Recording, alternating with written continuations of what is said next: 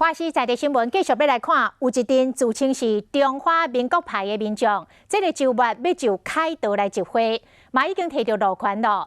但是韩国瑜所派人甲因劝退，叫因卖办。出面申请路权的民主监督联盟的总召集人王正中，反倒倒来呛韩国瑜，叫伊唔通临时来脱逃，讲因的活动会如期来举办。庶民上开道，100万黄衫军，100万黄衫军，跟着100万白衫军，100万白衫军。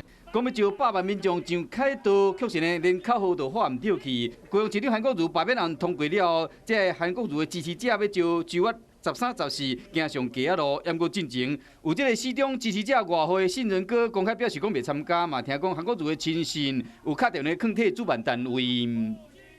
有他请一个小吴，既然申请了路权，我要承担这个责任，我绝不退缩。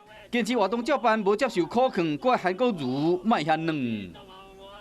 我要奉劝韩国瑜，你不要抛弃台湾人民，不要抛弃台湾人民，你要勇敢的站出来，信任哥，不要临阵脱逃。一律话，唔知讲敢是因为活动无得到韩国瑜的支持，主办单位强调讲伊本身唔是韩国瑜的支持者。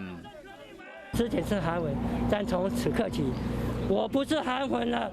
活动总调局讲要罢免高雄市议员黄捷立委陈柏惟，甚至是总统蔡英文，佫讲要顺续教大家要安怎拼经济。这场活动的诉求真正互人雾煞煞。